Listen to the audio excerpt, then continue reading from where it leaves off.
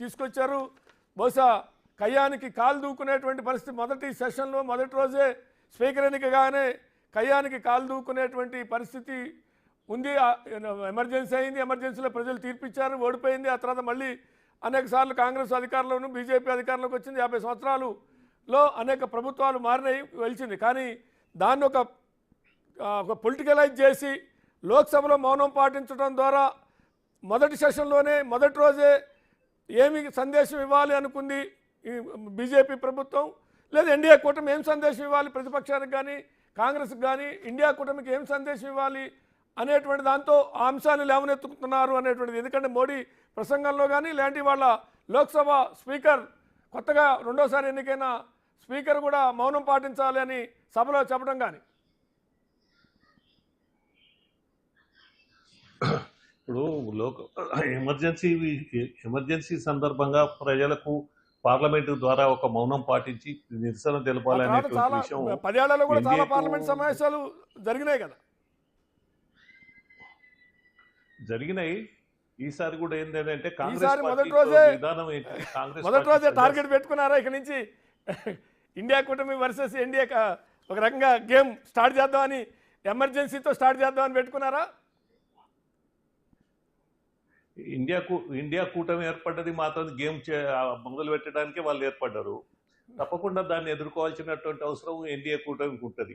కాబట్టి ఈ కాంగ్రెస్ ప్రజాస్వామ్యాన్ని ఏ విధంగా నాశనం చేసింది, ఏ విధంగా చీకటి రోజులు తీసుకొచ్చి ఆనాడు శ్రీమతి ఇందిరాగాంధీ గారు ఏ విధంగా ప్రజల్ని హింసించారు, రాజ్యాంగాన్ని అవమానించారు, ఇవన్నీ విషయాలు కూడా ఇప్పుడు ఉన్నటువంటి తరాలకు తెలియదు. కాబట్టి ఈ తరాలకు కూడా ఎమర్జెన్సీ చీకటి రోజులు తెలపాలనేటువంటి ఆలోచనే తప్ప దాన్ని ఏదో పెద్దగా భూతద్దంలో పెట్టి చూడాలి, దాని ద్వారా ఏదో లబ్ధి పొందాలనేటువంటి విషయం ఏం కాదు. ఎన్డీఏ కూటమి అనేటువంటిది ఏర్పడ్డ మొదటి రోజు నుంచే ఎన్డీఏకు పోటీ నడుస్తూనే ఉన్నది. ఎన్నికలు జరిగినాయి. ఎన్నికల్లో ఎన్డీఏ కూటమికి ఏ రకమైనటువంటి తీర్పు వచ్చింది, ఎన్డీఏకు ఏ రకంగా తీర్పు వచ్చింది అనేటువంటిది మీరు చూసినారు. ఇలా ఆనాడు నెహ్రూ గారు ఏదైతే మూడోసారి ప్రధానమంత్రి అయినారో, ఇవాళ నరేంద్ర మోడీ గారు కూడా భారతీయ జనతా పార్టీ పక్షాన మూడోసారి ఈ దేశానికి ప్రధానమంత్రిగా ప్రమాణ స్వీకారం చేసినటువంటి రోజులు చూసినారు. ఈ దేశంలో ఉన్నటువంటి ప్రజానీకం అంతా కూడా భారతీయ జనతా పార్టీ నరేంద్ర మోడీ గారి నాయకత్వమే కాకుండా భారతీయ జనతా పార్టీ విధానాలు ఏ విధంగా ఉంటాయి, దేశాన్ని ఏ విధంగా ప్రేమిస్తారు, ఏ రకంగా రక్షించగలుగుతారు, దేశ ఆర్థిక విధానాలు కానీ ప్రజాస్వామ్యం పరిరక్షణలో కానీ లేకపోతే పేదవాడిని ఆదుకోవడంలో కానీ ఇవన్నిటి విషయాల్లో భారతీయ జనతా పార్టీలో ఉన్న నాయకత్వంలో ఉన్నటువంటి ఎన్డీఏ ప్రభుత్వం గడిచిన 10 సంవత్సరాలుగా ప్రజలకు ఏ రకంగా ప్రకటిత ఎమర్జెన్సీ, అప్రకటిత ఎమర్జెన్సీ 2 ఎమర్జెన్సీలు ఉన్నాయి. ప్రకటిత ఎమర్జెన్సీ కనీసం 2 సంవత్సరాలు 3 సంవత్సరాలు ఉంటే, అప్రకటిత ఎమర్జెన్సీ 10 సంవత్సరాలు ఉంది కదా అని వాళ్ళు అంటున్నారు.